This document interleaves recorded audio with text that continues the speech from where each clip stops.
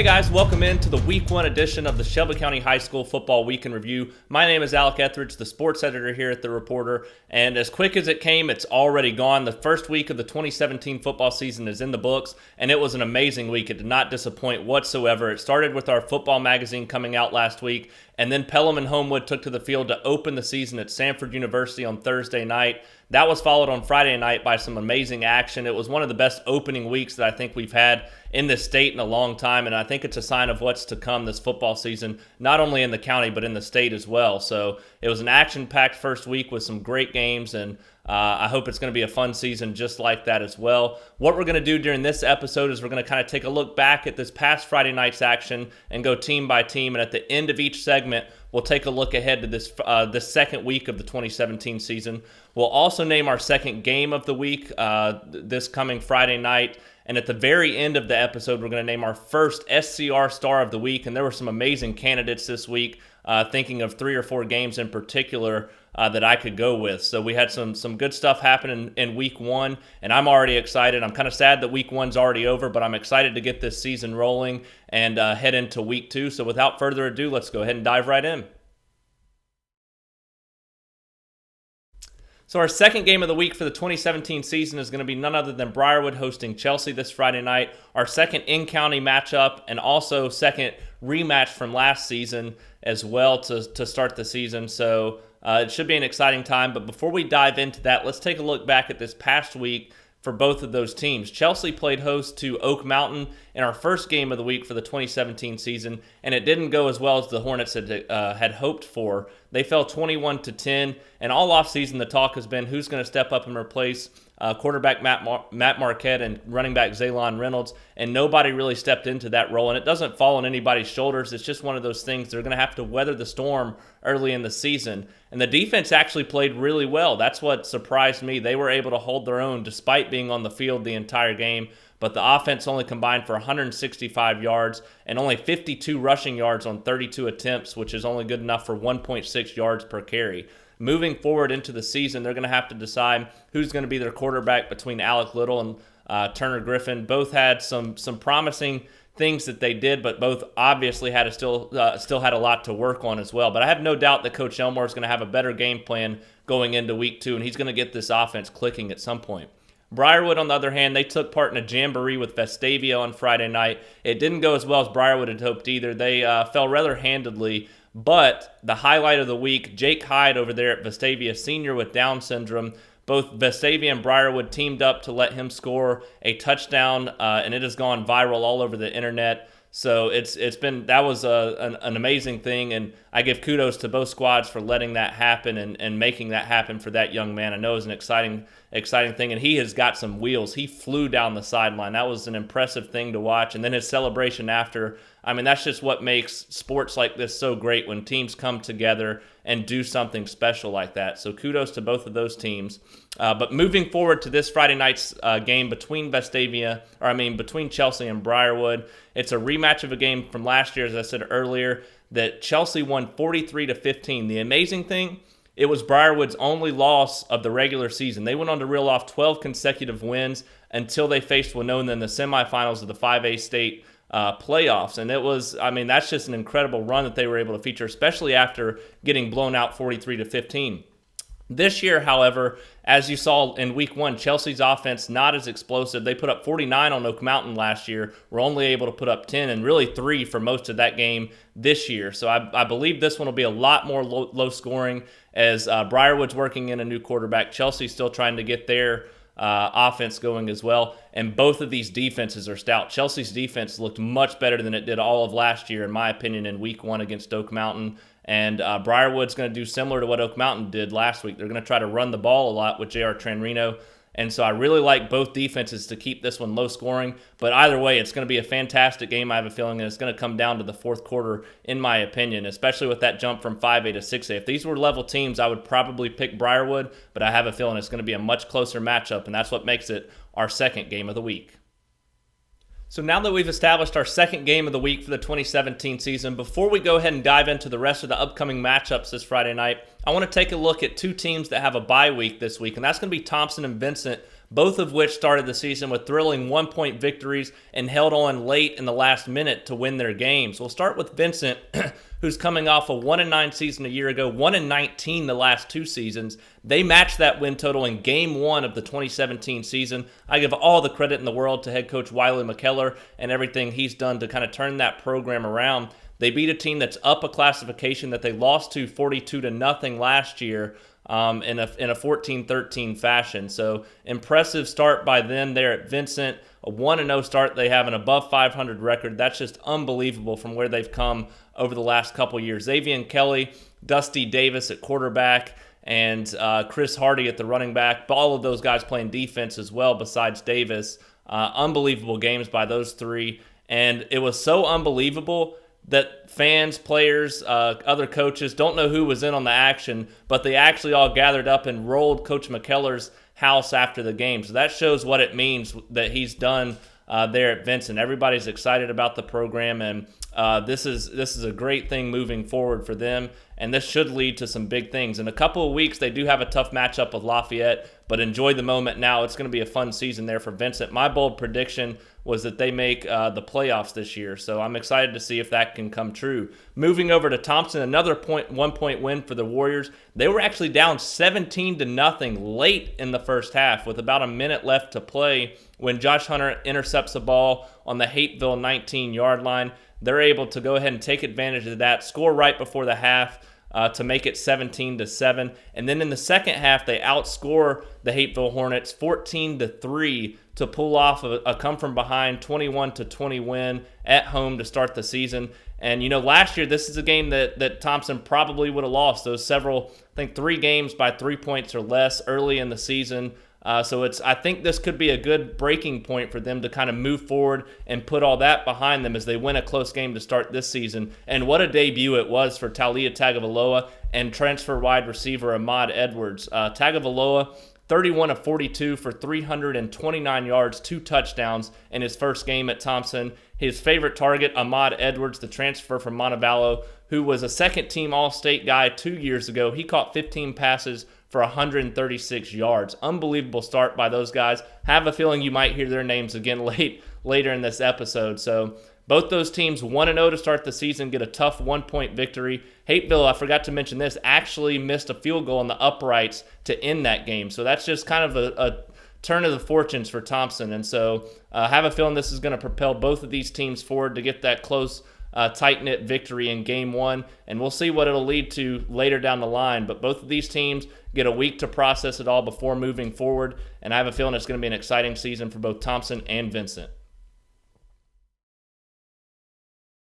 So let's go ahead and jump back into our upcoming Friday night games. We'll start in 7A with Spain Park High School. They hosted Gadsden City this past Friday night and won 31-19. It was a rematch of a game that they actually won 21-17 a season ago. All offseason, the talk has been about the defense and whether they're going to be able to step up again with a lot of turnover on that side of the ball. Coach Rainey showed some concern, and while he was concerned, I never was. Knowing him as a coach, he was going to get those guys ready. They look sharp, only gave up 2 more points than they did in this game last year. But the storyline was the offense. Even with Braxton Barker getting hurt at one point, they put up 425 total yards against another 7A opponent. 252 of those yards come on the ground, 104 behind Diari Johnson, another additional 101 behind Jalen Henderson. So the offense is clicking, and the more that run game has success, the more it's going to open things up through the air for Braxton Barker and those receivers there at Spain Park that are second to none. This week they get a rematch with Muscle Shoals, a game that they won 35-18 last year. So it should be a fun matchup besides the bus ride that they have to take up to Muscle Shoals. That's going to be a long, probably 3-hour drive for them. Other than that, I fully expect Spain Park to continue the success that they started in week 1, and they're looking like a really strong team. They competed better in 7-on-7 this summer than they have in past years, and it's looking like a really promising year for Coach Rainey and the Jags, and I fully expect that to continue into week 2. So the next game we'll take a look at is going to be Oak Mountain hosting Hillcrest this Friday night. It's a game that Oak Mountain lost 41-21 last year on the road, but some things that happened in week one make me think that that could be a different outcome this season. We'll start with Oak Mountain. They beat Chelsea 21-10 in our first game of the week. And the offense, a little bit slow to get going, but Luke Purser, 3 touchdowns, all 3 of the Eagles' touchdowns actually. Connor Webb transitioned into the quarterback role very well. It's a lot more impressive than I would have expected, especially from a guy that hasn't played quarterback alone in 3 years, but one to step into that option offense and take control of it. He looked really good, and as the season goes along, he's really going to take control of this offense, I have a feeling. But it was the defensive side of the ball that was so impressive for Oak Mountain. Really, for the majority of the game, only gave up 3 points. They were up 21-3 in the final minute of the game. Chelsea gets a 50-yard drive there at the end to make it look a little bit better score-wise, 21-10. But the Eagles only gave up 165 yards defensively, including that last 50-yard drive. So really only closer to 100 yards and 3 points in that first game. Impressive start by them. And Hillcrest in the first game, they lose 21-0 to Oxford. So their offense not looking as good. Oxford a good team, but the offense over at Hillcrest not looking as strong as it did a season ago. So I really feel like this could be a low-scoring game, and in that kind of low-scoring game, it's something that's going to play to Oak Mountain's favor with that option attack. They like to play in the trenches and make it a slugfest. So I really could see Oak Mountain pulling this game out, even though Hillcrest is probably a tad better of a team. The 7A to 6A downgrade that you get there could make a difference. I really feel like Oak Mountain has a strong chance to come out on top in this one, and it'll start with that defensive play again. But we'll see come Friday night. So another heartbreaking start for the Pelham Panthers to the 2017 season. They play Homewood out at Sanford University again for the second year in a row. Fall 29-22, but we're actually down 22-7 in the third quarter. Score 15 unanswered points to tie it up with about 8 or 9 minutes left in the game. They get the ball back with 6 minutes actually, and it had a chance to take the lead but couldn't convert. And Homewood with 40 seconds left, a 20-yard touchdown run by Nick McCoy puts the game away. And they win 29-22 to start the season off in a heartbreaking fashion for Pelham yet again. But now they go into a matchup with Mortimer Jordan in week 2, a game they lost 42-14 last year. They can't have that happen again. They can't let game 1 put them in a slump the rest of the way as they finish 1-9 with just 1 win a season ago. They've got to really keep playing up to the expectation that's changed there, and that's going to start with the defensive side of the ball. The defense forced 4 turnovers in that first game against Homewood, and that's how really all the offense came from both sides of the ball as the defenses looked incredible. I expect the defense to keep the Panthers in games moving forward, and the offense made some promising things happen with Matthew Rye back there at quarterback, Brandon Sledge, Edward Gibson, and Nicholas Blackburn also either running the ball or catching the ball out of the backfield looked impressive. So as the offense kind of gets improved throughout the season, I expect the defense to hold their own and keep them in ball games, and that starts this Friday with Mortimer Jordan. I think it's going to be a much closer contest than last year's 42-14 game, and I could see Pelham come close to winning this game. I think it's going to be closer to a 10-point game. I do feel that Mortimer Jordan's going to be the winner at the end of the night, but I feel like Pelham can really push them to the limits this Friday night. Helena is yet to start the 2017 season, but they get a taste of action this past Friday night against Ramsey, the defending 6A state champion actually, and they fell 27-14, but despite sloppy play, it was really sloppy on both sides, but despite the sloppy play by Helena, there were some promising things to look at, and especially things to take away that can help them moving forward into their Week 1 matchup with Mountain Brook. This matchup's a rematch of a game last year that Helena lost actually very close in a 21-14 game.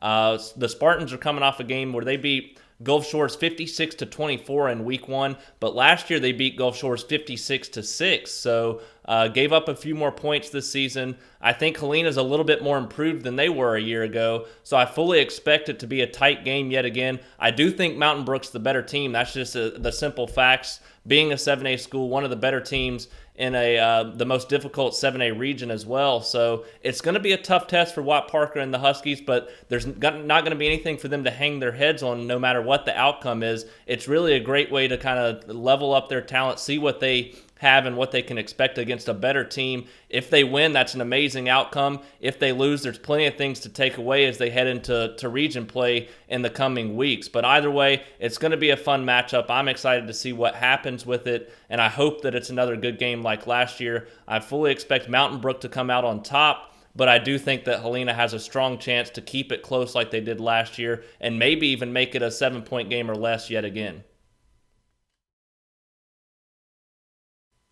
So it's going to be a little bit of a different feeling for Calera going into Game 2 of the 2017 season versus Game 2 last year. Last year, they were coming in off a 25-6 win over Mae Jemison. This year, they fall 29-27 at home to start the season. And it's a little bit of a reality check. It's something after the game that Coach Zal said could really help this team moving forward, to be honest. And sometimes a loss can do that, especially for a team that has a lot of hype surrounding them. And offensively, that's what Calera had. I thought they had it on the defensive side too, but they struggled a good bit on that side of the ball. Offensively speaking, though, Quad Brown had a solid first game at quarterback. Really, all their offensive production came from the quarterback position, which kind of surprised me considering that they had 3 running backs go for 700-plus yards, and they had the leading guy back from that crew in Decorian Mickens. So 56 total rushing yards. I expected a little bit more in that route, and maybe that's something that Zal will do more moving forward into the season. And we'll see in Game 2 as they now have to travel to Bibb County. Last year, they beat Bibb County 49-34. That was coming off a win, though. So it'll be interesting to see how they handle that 0-1 start and how if they want to get back up to 500 and battle back. So, there's a lot of question marks still surrounding this team. They're very young. While they do have some experienced players, they have a lot of youth that's still kind of learning the game, especially at this high level of play. So I fully expect Zal to make the adjustments going into week 2 and for the defense to kind of step up its play. I know they were confident coming into the season, especially in the secondary, and I have a feeling that it's going to be a little bit of a different game this week. And if you look at the way that Bibb County played in week 1, only a 14-7 win over Jemison, a team they beat by close to 30 or 40 points last year. So it looks like Bibb County's offense has kind of slowed down this season. So I expect Calera's defense to improve this week and have a little bit of a better chance than they did in Game 1, working out those kinks. So I fully expect Calera to bounce back, have a good week this week, pick up a win, get back to 500, and it's going to help them moving forward to kind of get over that hurdle of progressing into the season. So the Shelby County Wildcats are looking to make it back to the playoffs for the first time under head coach Heath Childers. They've improved every year since he took over there in Shelby County, and they got their 2017 season underway this past Friday in a jamboree atmosphere at home against Childersburg. A tough fought game, but the starters only played 3 quarters. They end up falling 20-14, a game they won last year by that same exact score. So a little bit of a different outcome, but there's not much you can really take away. It was basically to give the guys some experience, to get the jitters out of the way in a formatted type of atmosphere. So Shelby County falls in the jamboree. This week they get Holt. They will travel to Holt this year, but it's a game they won 49-12 last year at home. Holt's only won 3 games in the last 4 years, 0-10 a season ago. I'm sure they're making strides over there, but I just don't think they're making enough strides to turn things around here. Shelby County's got a lot of experience back, especially on the offensive side of the ball, and honestly, I expect them to score at least 49 points in this game again this year. What I do want to see is some improvement on the defensive side of the ball in this game for the Wildcats. Only gave up 20 points to Childersburg in the jamboree with 3 quarters of starters playing, but I want to see it even better. It's some question marks that Coach Childers and defensive coordinator Casey Crumpton had in the offseason, and they need to take it into the regular season now and show that they can do it on the field. That's what I'll be looking for in this game Friday night, but I don't expect Shelby County to struggle too much and expect them to get off to another 1-0 start for the second straight year.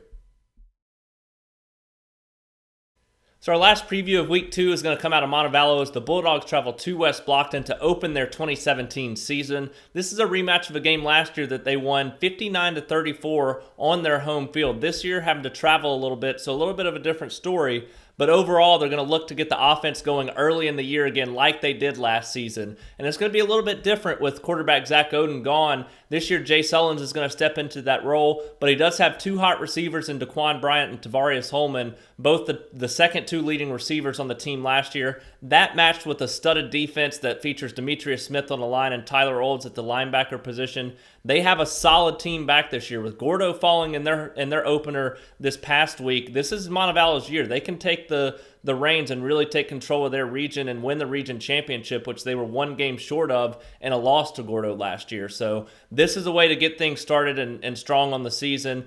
They didn't have a jamboree last week, and that's where this could come in handy and be in West Blockton's favor, actually, because they, week one, travel to Brookwood. They pick up a 46-41 win in that game. So they have a little bit of experience already this year, whereas this is Montevallo's first game. So they're going to have to be ready and give it their all in game number one, because West Blockton's going to come ready to play and has that extra experience and game experience going into this game. So be on the lookout for Jay Sullins at quarterback. If he has a strong game, there's no doubt that Montevallo is going to win this game. There's just too many weapons and too much talent on this team for them to lose. So that's going to be the key to the game. But I fully expect Montevallo to come out on top if they can get that offense going early, which is what Coach Wilcox is known for doing. So there were some impressive performances and things that happened in week one. We'll kind of recap some of the things that got considered for SCR Star of the Week. We'll start out at Briarwood, Vestavia. Jake Hyde scores a touchdown, senior at Vestavia with Down syndrome. Both teams combined to make that happen. Unbelievable experience there for Hyde, his family, his friends. Just an incredible thing that they did there. Both teams come together, celebrate with him in the end zone, and really got strong consideration for our SCR Star of the Week. Also, Vincent starting the season 1-0 after 1-19 the last 2 years. McKellar's already got that programmed in his second year there, headed in the right direction. They roll his house. Unbelievable start to the year for them. We also, at Spain Park, we had two rushers go over 100 yards with Diari Johnson and Jalen Henderson. Great start to the year for them. Those two got really strong consideration for this award. But it's going to go to none other than Talia Tagovailoa and Ahmad Edwards out at Thompson. Those two guys together, unbelievable performance for the first game of the year. You know, the offense tends to be a little bit behind the defense in game one of the season. But for those two guys, you know, Talia having 329 passing yards, 2 touchdowns, 31 of 42 passing in game one, and his favorite target being Ahmad. Starting the season right where he picked off. He's missed most of last season at Montevallo with an injury, but picked up right where he left off 2 years ago, catching 15 balls for 136 yards. Early in the season, or before the season started in 7-on-7 action, I said he was an all-state caliber receiver, and he proved that in game one. Those two guys this season, as well as the other deep receiving core that they have there at Thompson, are going to combine for some big things. It's going to be fun to watch the Warriors this year, and that's why those two guys get our first SCR Star of the Week. I hate to do it because the hype's been surrounding them all year, but they outperformed everybody this week, and it was unbelievable to see what they did in week one. So we'll move forward into week two. We'll see who can pick up the second SCR Star of the Week, and yet again, it can be anybody from a team, from a specific unit to the coaching staff, anything of those sorts. So keep up the good work, guys, and good luck to everybody on week two. All right, guys, so just wanted to say thank you for tuning in. You know, week one came and gone, but it's going to be an exciting football season here in Shelby County. I'm excited for week two. There's some big matchups this week, and then it's going to keep going. There's going to be more and more big matchups as we go on throughout the season. Be on the lookout for our great coverage again this Friday night. I'll be out at our game of the week between Briarwood and Chelsea, and I'll be coming at you with Facebook Live video for our 3 keys to that game, so be on the lookout for that, as well as our great team coverage from all my coworkers and freelancers that'll be out covering games as well. We stay up late into the night on Friday night, early in the morning Saturday, to make sure that you guys have that for when you wake up or late that night, so you get the up-to-the-minute coverage. So be on the lookout for all of that, and hope you enjoy week two of the high school football season.